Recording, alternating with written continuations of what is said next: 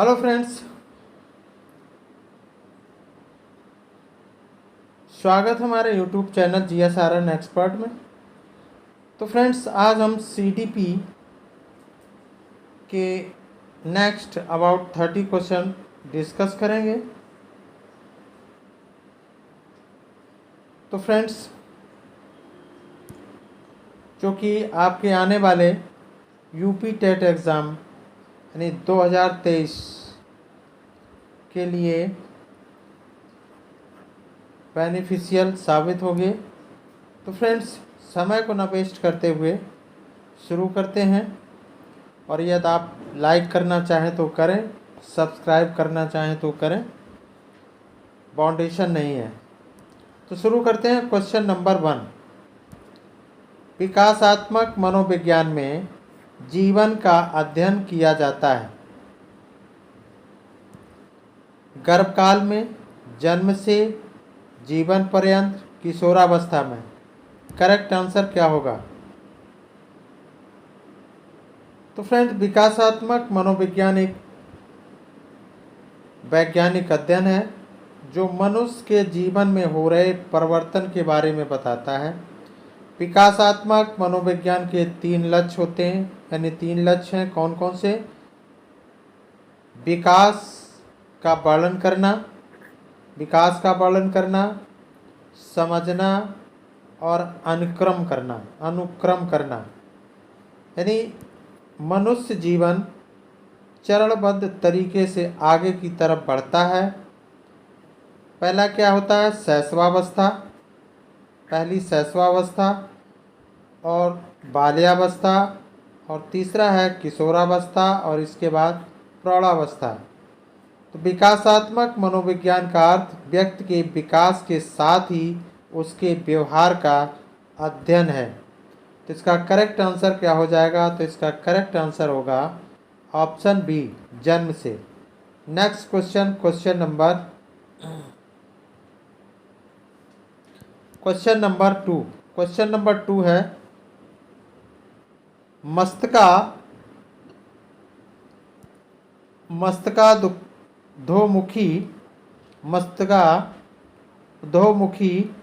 एवं निकट से दूर का क्रम किस क्रिया का अंग है? चेतना, विकास, विवृद्धि, संशोधन। सही उत्तर क्या होगा?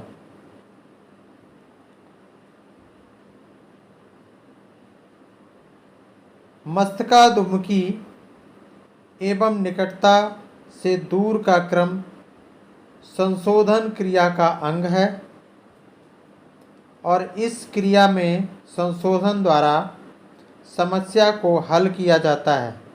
तो इसका करेक्ट आंसर क्या होगा? ऑप्शन डी होगा। नेक्स्ट क्वेश्चन, क्वेश्चन नंबर 3, लड़का के पैदा होने के लिए उत्तरदायी क्रोमोसोम्स है, यानी इसका करेक्ट आंसर क्या होगा? XX, XP, XY, CX। सही उत्तर क्या होगा? तो लड़का पैदा होने के लिए XY क्रोमोसोम उत्तरदायी होते हैं। तो इसका करेक्ट आंसर क्या हो जाएगा? ऑप्शन सी होगा। और मानव सभ्यता में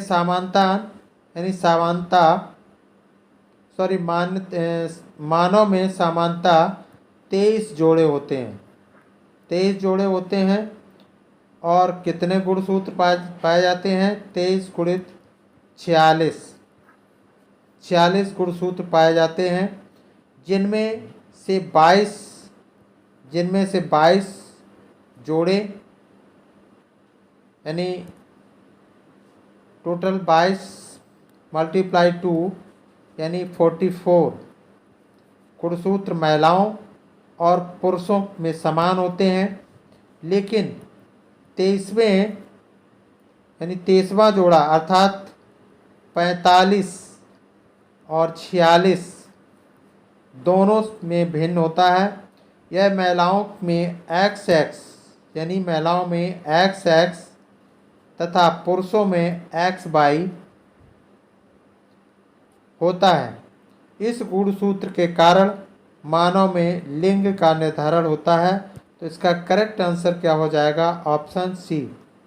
नेक्स्ट क्वेश्चन, क्वेश्चन नंबर 4। प्राकृतिक पर्यावरण में सम्मिलित होता है वंशानुक्रम, जैव अजैव, परिवार, पशु। करेक्ट आंसर क्या होगा? पर्यावरण में सम्मिलित होता है, इसका सही उत्तर क्या होगा?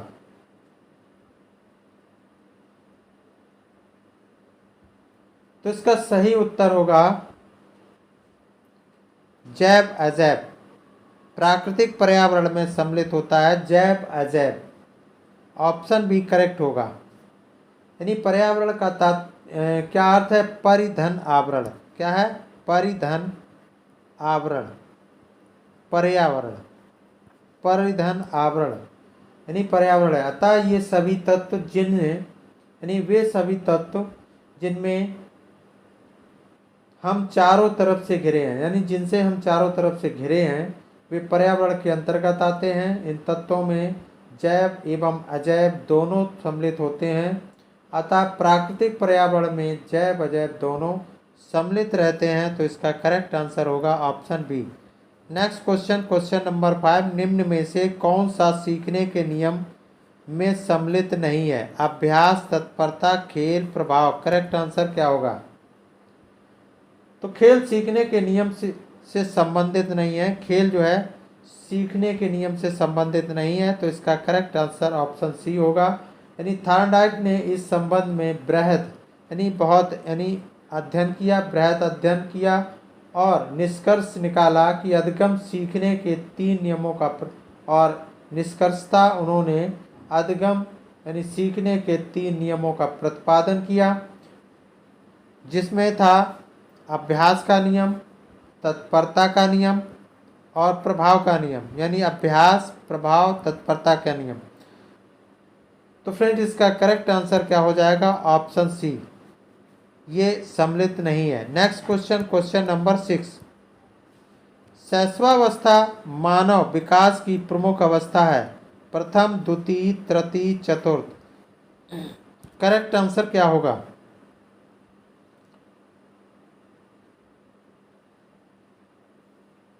शैशवावस्था मानव विकास की प्रमुख अवस्था है।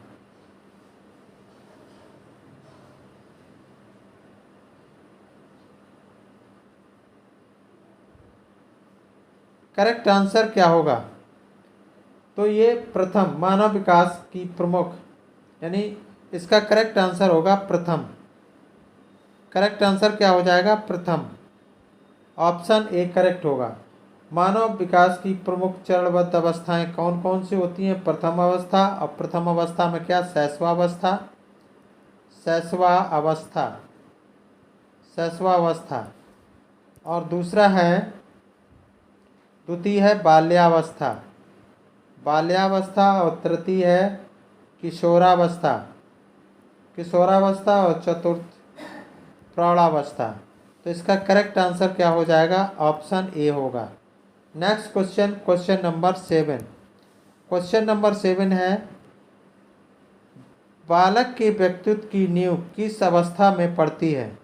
शैशवावस्था, गर्भकालीन अवस्था, बचपनावस्था और इनमें से कोई नहीं। करेक्ट आंसर क्या होगा? तो बालक के व्यक्तित्व का विकास उसके सामाजिकता के कारण होता है। बालक का समाज जिस तरह से होता है, बालक के व्यक्तित्व का विकास भी उसी प्रकार से होता है, यानी उसी के अनुरूप होता है।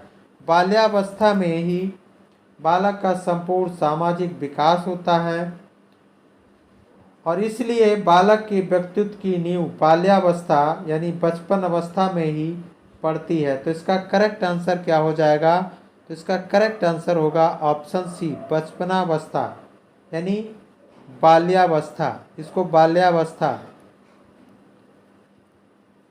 इसका करेक्ट आंसर ऑप्शन सी होगा। Next question, question number 8। पियाजे के अनुसार संज्ञानात्मक विकास की अवस्थाओं, पियाजे के अनुसार संज्ञानात्मक विकास की अवस्थाओं को किन अवस्थाओं में बांटा गया है? यानी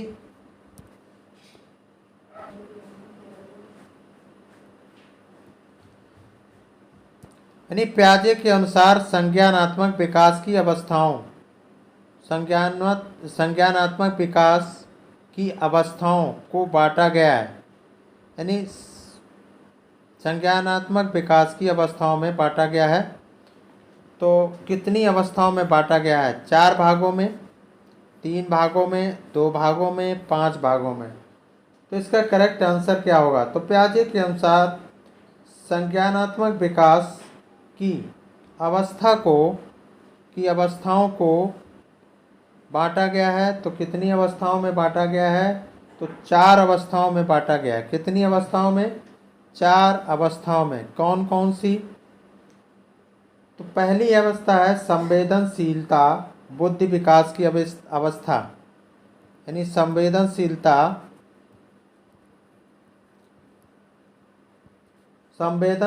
विकास की अवस्था 0 से 2 वर्ष। और दूसरी पूर्व संकाय अवस्था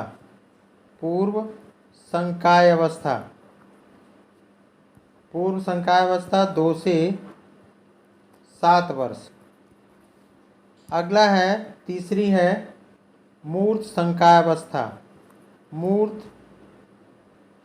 अवस्था और यह है 7 से 11 वर्ष। 7 से 11 वर्ष। नंबर 4 है औपचारिक संकाय अवस्था। औपचारिक संकाय अवस्था तो ये कितनी होती है? 11 से 15 वर्ष। याद रखेंगे।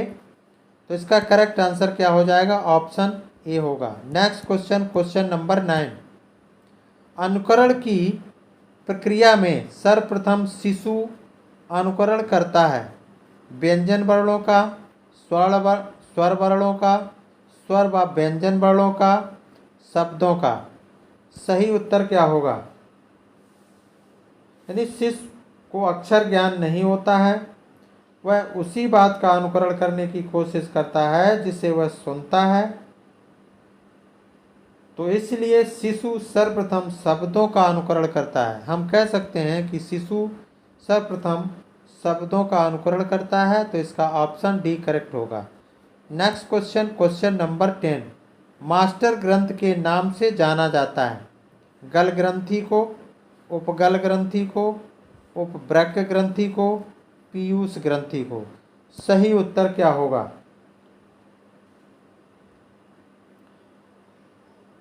तो पीयूष ग्रंथि, यानी इसका करेक्ट आंसर होगा पीयूष ग्रंथि को।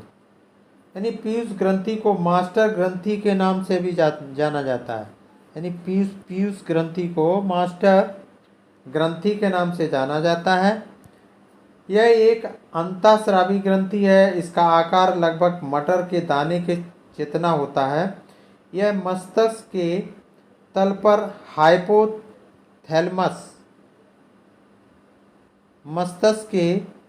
पर हाइपोथैलेमस के निचले हिस्से से निकला हुआ उभार है।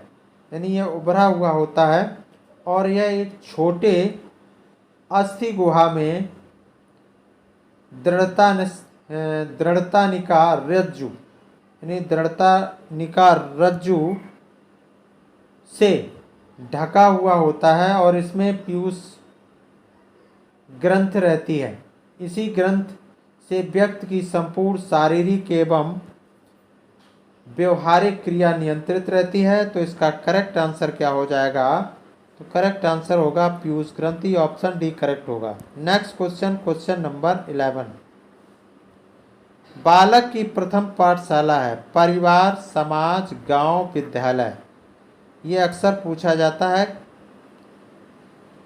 तो इसका करेक्ट आंसर क्या होगा?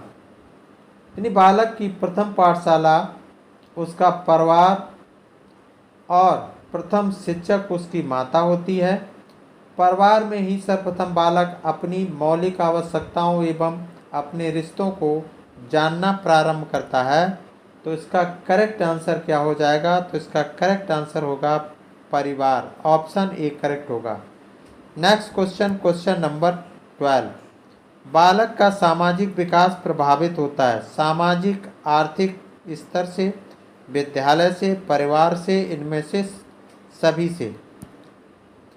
सही उत्तर क्या होगा?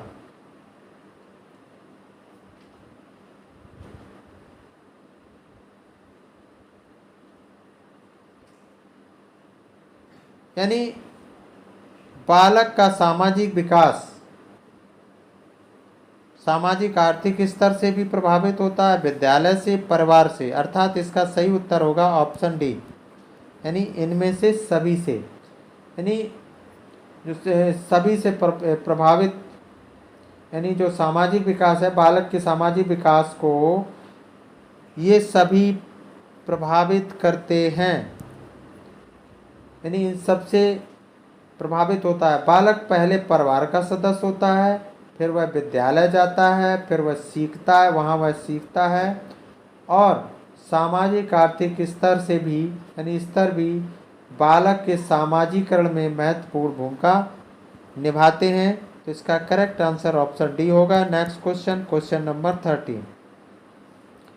सृजनात्मकता की पहचान होती है पुराने व्यवहार से, चित्रकला से, संगीत से, नवीन व्यवहार परिणाम से, नवीन परिणाम से। सही उत्तर क्या होगा?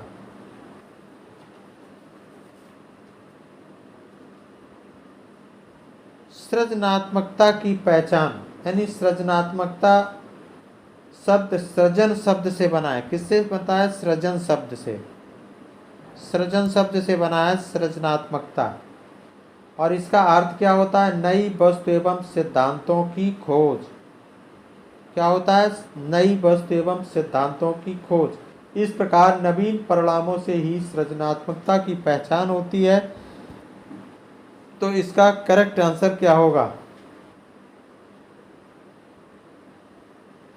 तो नवीन परिणाम होगा, ऑप्शन डी करेक्ट होगा। Next question, question number 14। हम करके सीखते हैं किसने कहा? Doctor Mace, Yoakum, Simpson, Kolesnik. तो इसका सही आंसर क्या होगा फ्रेंड्स? सही आंसर क्या हो जाएगा? तो इसका सही आंसर होगा सिम्पसन। सिम्पसन, हम करके सीखते हैं। किसने कहा? सिम्पसन ने। यानी कहा, सिम्पसन ने अधिगम क्रिया पर बहुत ही शोध किए और उन्होंने निष्कर्ष निकाला कि प्रत्येक व्यक्ति कार्य करके उनके, यानी उसके अनुभव द्वारा सीखता है। सिम्पसन के द्वारा, यानी सिम्पसन के अनुसार हम करके सीखते हैं। तो इसका करेक्ट ऑप्शन सी सही होगा। Next question, question number 15। समस्या बालक है चोरी करने वाला, झूठ बोलने वाला, माता पिता का कहना ना मानने वाला, इनमें से सभी। सही उत्तर क्या होगा? तो समस्यात्मक बालक वे होते हैं जो अपने व्यवहार को सकारात्मक दिशा प्रदान नहीं कर पाते।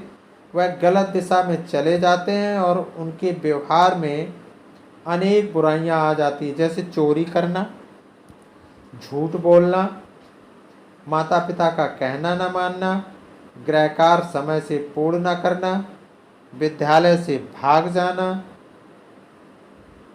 झगड़ा करना। कई ऐसे कारण होते हैं, कई ऐसे व्यवहार होते हैं, कई ऐसी बुराइयां होती हैं जिससे जो है समस्यात्मक बालक बन जाते हैं, जो समस्या बालक है। तो इसका करेक्ट आंसर होगा इनमें से सभी, ऑप्शन डी करेक्ट होगा। Next question, question number 16। बालक का मानसिक स्वास्थ्य निर्भर करता है विद्यालय पर, परिवार पर, समुदाय पर, इनमें से सभी पर। करेक्ट आंसर क्या होगा? तो स्वस्थ शरीर में ही शरीर, यानी स्वस्थ मस्तिष्क का निवास होता है। यानी स्वस्थ शरीर होगा तो मस्तिष्क का निर्माण भी सही होगा, और तभी व्यक्ति नैतिक अनैतिक एवं सही गलत की पहचान करता है। सर्वप्रथम परिवार का यह उत्तरदायित्व है कि वह बालक के स्वास्थ्य पर ध्यान रखे और उसके मस्तिष्क, यानी बालक के स्वास्थ्य पर ध्यान रखे और वह बालक के स्वास्थ्य के ध्यान के साथ साथ उसके मानसिक विकास को नियंत्रित कर सही दिशा प्रदान करे। तो इसका करेक्ट आंसर क्या हो जाएगा? ऑप्शन बी, परिवार पर। क्या होगा? ऑप्शन बी होगा। Next question, question number 17।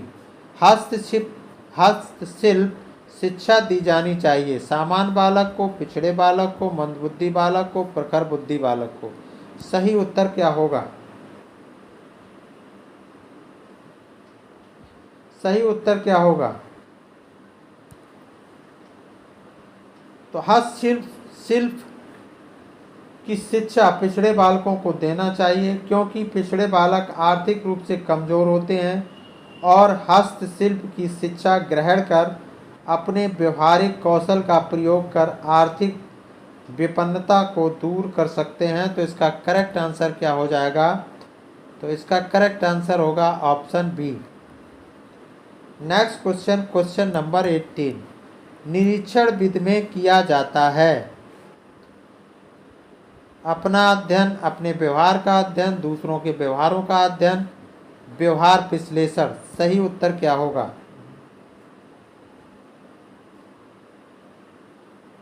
तो निरीक्षण प्रक्रिया में कोई व्यक्ति किसी दूसरे व्यक्ति के कार्यों की जांच या अध्ययन करता जांच करके अध्ययन करता है। निरीक्षण में स्वयं का मूल्यांकन करना पक्षपातपूर्ण होता है, इसलिए निरीक्षण विधि में दूसरों के व्यवहारों को अध्ययन किया जाता है तथा जांच पक्षपातपूर्ण न होकर तटस्थ रहे।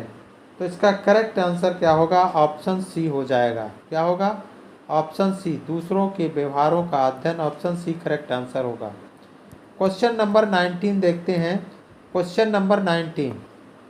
सतत व्यापक मूल्यांकन में व्यापक शब्द का अभिप्राय है संज्ञात्मक, संज्ञानात्मक, सहसंज्ञानात्मक, ए और बी दोनों, इनमें से कोई नहीं। सही उत्तर क्या होगा?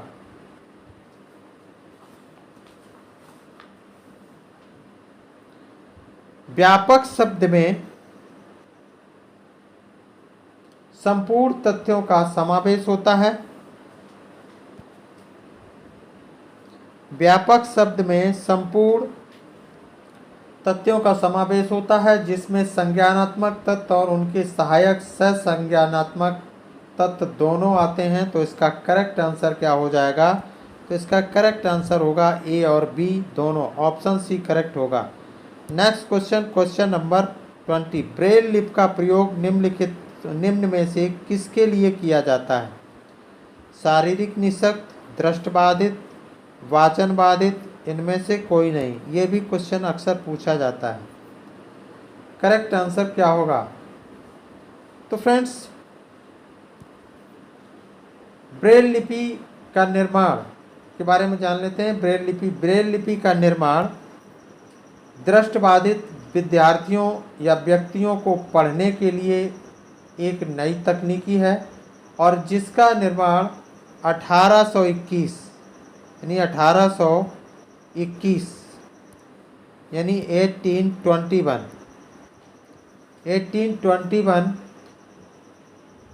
ईस्वी में फ्रांसीसी शिक्षा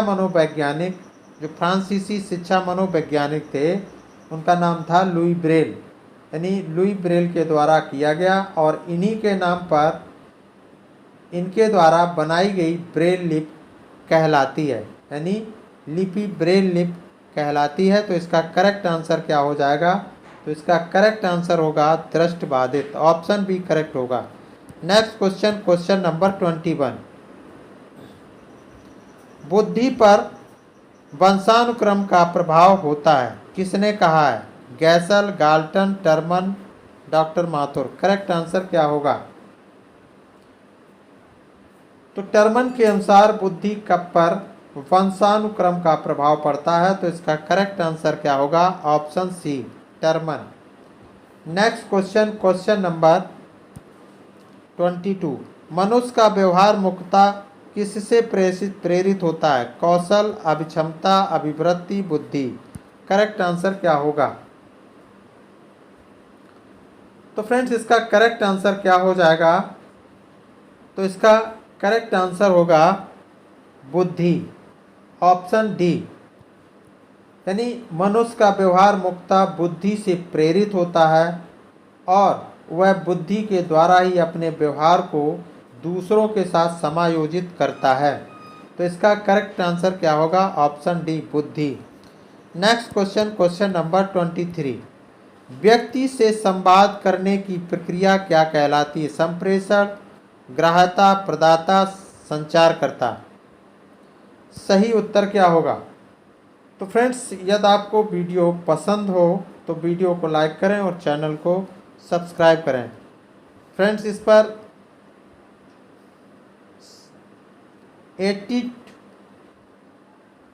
82% लोग देख रहे हैं जो अनसब्सक्राइब हैं और मात्र 16% लोगों ने, 16% व्यक्तियों ने सब्सक्राइब किया है। तो फ्रेंड्स, वीडियो को लाइक करें, फिर एज यू लाइक करें या फिर सब्सक्राइब करें, ना करें, as you like. Next question, question number क्या है? क्वेश्चन नंबर इसी पर आते हैं 23 पर। व्यक्ति से संवाद करने की प्रक्रिया क्या कहलाती है? संप्रेषण, ग्राह्यता, प्रदाता, संचारकर्ता। करेक्ट आंसर क्या होगा?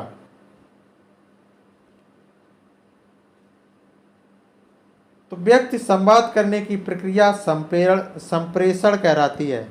जो संवाद करते हैं, संवाद करने की प्रक्रिया क्या कहलाती है? संप्रेषण कहलाती है। और ग्राह्यता, प्रदाता और जो संचार करता है, ये सभी संप्रेषण यानी संप्रेषण क्रिया के, संप्रेषण प्रक्रिया के घटक हैं। क्या हैं? घटक हैं। ये सभी घटक कहलाते हैं। तो इसका सही उत्तर क्या होगा? तो इसका सही उत्तर होगा option A. Next question, question number 24। शिक्षा मनोविज्ञान का अध्ययन अध्यापक को इसलिए करना चाहिए क्योंकि इससे शिक्षक को आत्मसंतुष्टि मिल सके, इससे वह दूसरों को प्रभावित कर सके, इससे वह अपनी परीक्षाओं में प्रथम आ सके, या इसकी सहायता से अपने शिक्षण को अधिक प्रभावशाली बना सके। करेक्ट आंसर क्या होगा? तो शिक्षा मनोविज्ञान दो शब्दों से मिलकर बना है,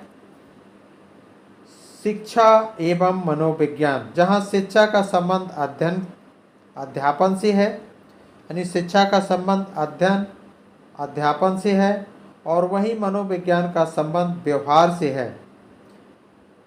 हम कह सकते हैं कि शिक्षा मनोविज्ञान का तात्पर्य व्यवहार का अध्ययन कर अपने शिक्षा यानी शिक्षण कार्य को प्रभावी बनाना है। तो इसका करेक्ट आंसर क्या हो जाएगा? तो इसका करेक्ट आंसर होगा ऑप्शन डी, इसकी सहायता से अपने शिक्षण को अधिक प्रभावशाली बना सके। ऑप्शन डी करेक्ट होगा। Next question, question number 25। एक बालक की वास्तविक आयु 12 वर्ष है, मानसिक आयु 15 वर्ष है, उसकी बुद्धि लब्धि होगी 125, 120, यानी 80 या फिर 100। करेक्ट आंसर क्या होगा? तो फ्रेंड्स, बुद्धि लब्धि बराबर क्या होता है? तो बुद्धि लब्धि बराबर होता है, बुद्धि लब्धि बराबर क्या होता है? मानसिक आयु बटे क्या होता है? वास्तविक आयु। मानसिक आयु बटे वास्तविक आयु गुणे 100, यानी मल्टीप्लाई 100।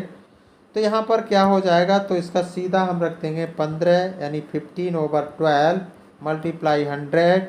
इसको काट लेंगे तो काट पीट के जो बचता है तो वो कितना आएगा? 125, 125 आएगा।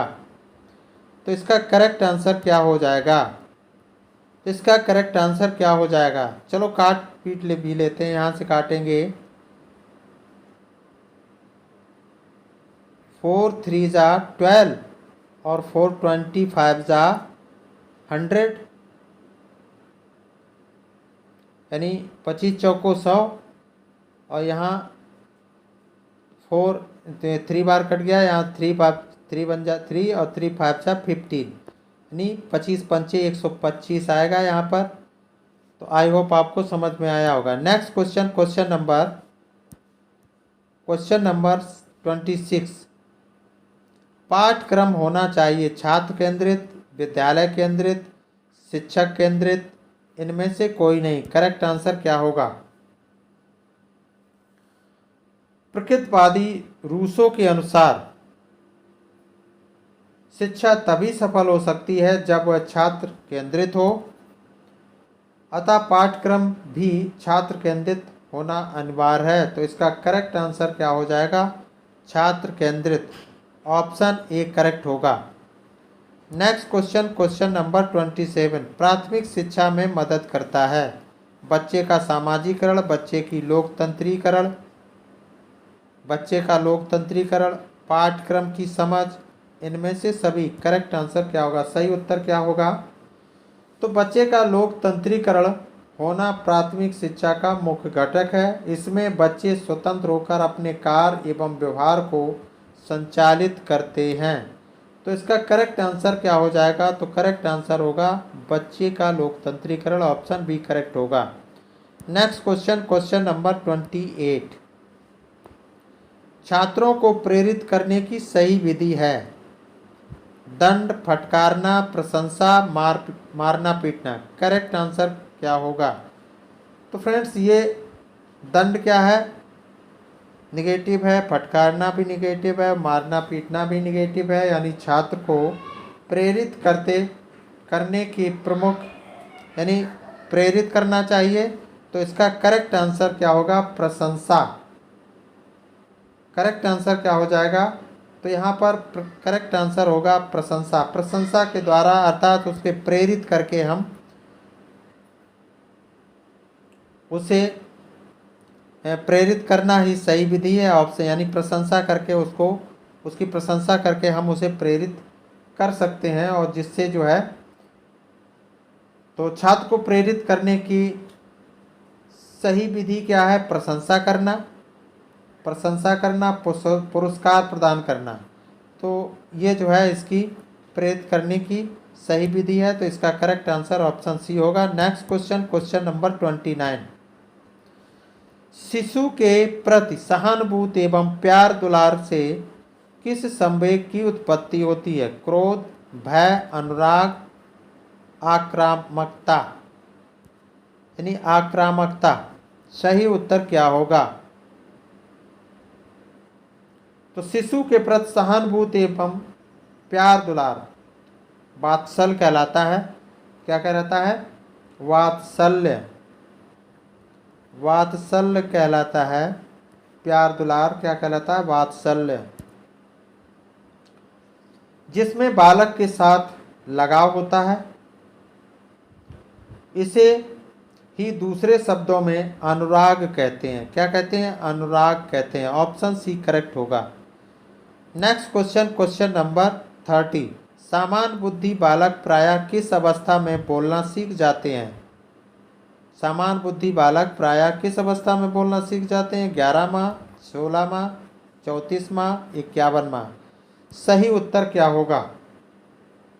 तो फ्रेंड्स इसका सही उत्तर होगा 11 माह।